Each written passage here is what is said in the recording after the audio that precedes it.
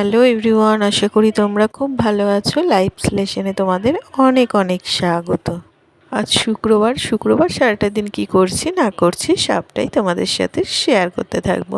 তো পুরো ভিডিওটা দেখতে থাকো, আশা করি ভালো লাগবে। সকাল 7টার সময় ঘুম থেকে উঠে প্রায় সংসারে কাজবাজ নিয়ে লেগে পড়েছি। আর এটাই তো আমাদের গৃহবধূদের কাজ। ঘুম থেকে উঠেই ব্যাস সংসারের পেছনে শুধু ছোট আর ছোট সারাদিন ধরে। তাই আমিও তাই করছি। এখন দেখো জামা কাপড়গুলো কেচে কুচে নিয়ে আসলাম ছাদে। তবে আজকের ওয়েদারটা বেশ ভালো রয়েছে, না রোদ রয়েছে না কিছু। বেশ একটা হালকা হালকা ঠান্ডা ঠান্ডা হাওয়া দিচ্ছে, আর তার সাথে মেঘলা মেঘলা ওয়েদার রয়েছে। বেশ গরমকালে এই রকম ওয়েদার পেলে অনেকটা তৃপ্তি পাওয়া যায় যেন মনে হয়। তো সেই রকমই আজকে হচ্ছে, বেশ ভালো লাগছে সকালবেলাটা উঠে। তো ওদিকে জামা কাপড়গুলো সব মেলে দিয়ে চলে আসলাম ঘরে।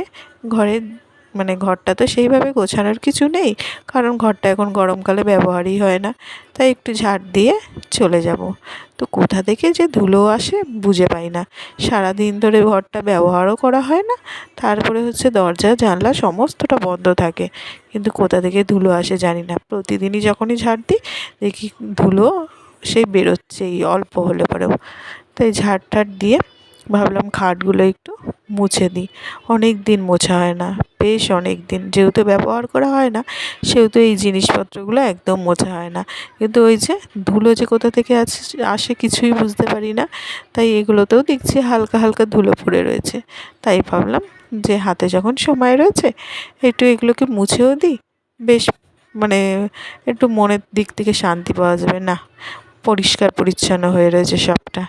তাই জন্য এই যে একটু মুছে টুছে পরিষ্কার করে নিচ্ছি। তো খাটটাই যখন মুছলাম, বেড সাইড টেবিলটা বাদ যায় কেন, তাই সেটাকেও ভাবছি একটু মুছেই ফেলি। এই দুটো জিনিসই তো ওপরের ঘরে রয়েছে। এখনও পর্যন্ত আলমারি আর কিনে উঠতে পারলাম না। জানি না ভগবান কখন মানে কবে যে ইচ্ছে পূরণ করবে। একটা আলমারির ভীষণ দরকার, তো সেটা জানি না কবে হবে। আর ওই যে বলি না, মিডল ক্লাস ফ্যামিলিতে যখনই যেটার প্রয়োজন পড়ে সেটা আর হয়ে ওঠে না। সব কিছুর জন্য নির্দিষ্ট সময়ের দরকার পড়ে। তাই আমারও তেমনি নির্দিষ্ট সময় আসলে পরে ঠিক হবে। তো দেখো উপরের কাজকর্ম করে চলে আসলাম নিচে। এসে পুজোকে ফার্স্ট ঘুম থেকে ডেকে তুলে ও গেছে ফ্রেশ হতে। এই ফাঁকে আমি বিছানাটাকে গুছিয়ে ঘরটাকে পরিষ্কার করে নেব। ঘরগুলো যখন গোছানো হয় বেশ দেখতে ভালো লাগে, আর যখন এলোমেলো হয়ে থাকে এতটা বাজে লাগে, মনে হয় সমস্ত কাজবাজ যেন পড়ে রয়েছে, কিছুই যেন ভালো লাগছে না। আর দেখো যখনই বিছানা পরিষ্কার করা হয়, ঘরটা পরিষ্কার করা হয়, দেখতে বেশ ভালো লাগে, আর মনটাও বেশ ফ্রেশ ফ্রেশ লাগে। মনে হয় কত কাজ হয়ে গেছে, অনেকটা ভালো লাগে বেশ। আর আমাদের গৃহবধূদের এই তো কাজ, সংসারটার পেছনেই ঘুম থেকে উঠে শুধু দৌড়াতে থাকি। কোন জিনিসটা পরিপাটি করে রাখা যাবে, কোনটা পরিষ্কার করে রাখা যাবে, কোনটা রান্না করব, কি করব, কাকে কি খেতে দেব, এইসবই চিন্তাভাবনা সারাদিন ধরে চলছে। তাই সেই সব নিয়েই দিন কাটে আর কি। তো দেখো বিছানাটা তো পরিষ্কার করা হয়ে গেলো, এবার জানলাটাকে খুলে দিই। তো জানলা খুললে পরে বেশ একদম ঝাঁ চকচকে পরিবেশ। তো আজকে যেহেতু একটু মেঘলা মেঘলা হয়ে রয়েছে, তবে সকালের দিকে ছিল, এখন দেখছি আবার একটু মাঝে মধ্যে একটু রোদ উঠছে। তো খুব যে মেঘলা হয়ে রয়েছে তা না, ওয়েদারটা পরিষ্কার হয়ে রয়েছে, কিন্তু একটা মানে রোদের তাপটা যেন কম রয়েছে এরকম একটা। তো ওপরের ঘরে সমস্ত কিছু মুছেছি, তো ভাবলাম নিচের ঘরের সব জিনিসগুলো আজকে একটু সমস্তটাই ক্লিন করে দিই।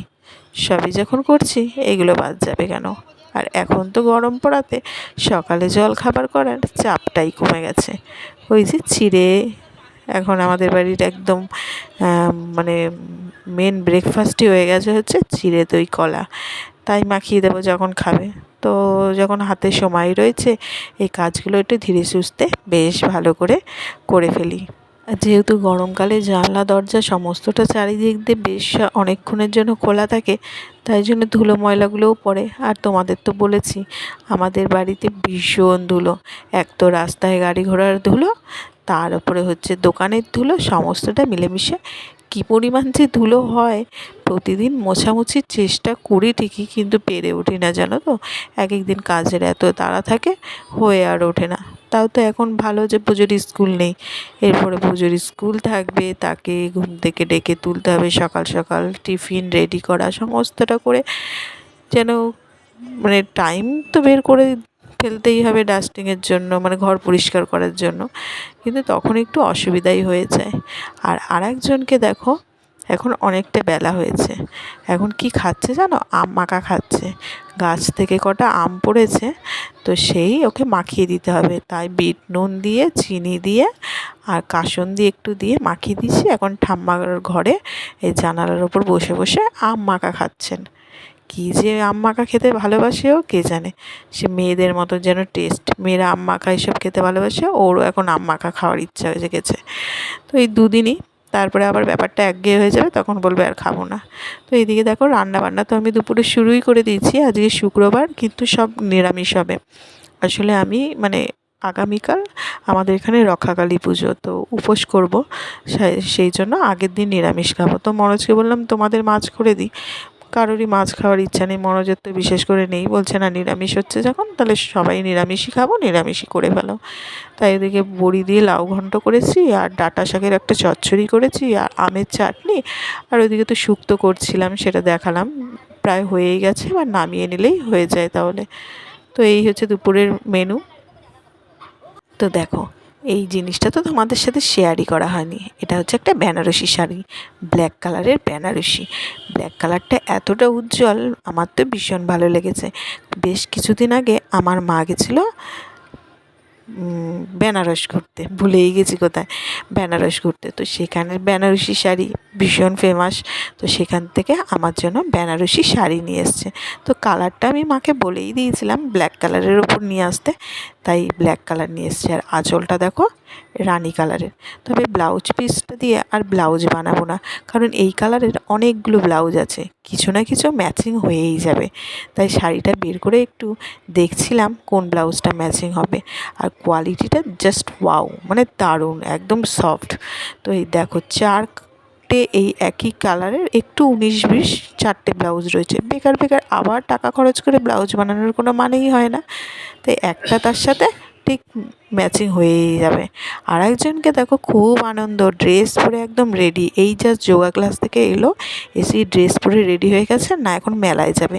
ওই যে তোমাদের বললাম রক্ষাকালী পুজো আমাদের এখানে, আর মেলা হচ্ছে, তাই মেলায় চলে গেল দাদু ঠাম্মার সাথে। আর একটু গরম লাগছে বলে ফ্রিজ থেকে কোল্ড ড্রিঙ্কস বের করে একটু কোল্ড ড্রিঙ্কস খাচ্ছি। তো চলো আজকে কোল্ড ড্রিঙ্কস খেতে খেতেই ভিডিওটাকে শেষ করি। তো যদি ভালো লেগে থাকে অবশ্যই লাইক, শেয়ার আর সাবস্ক্রাইব করে দিও। আর ভিডিওটা কেমন লাগলো অবশ্যই একটা কমেন্ট করে জানিও। আবারও ফিরে আসছি নতুন কোনো ব্লগের সঙ্গে, ততক্ষণের জন্য টাটা, বাই বাই।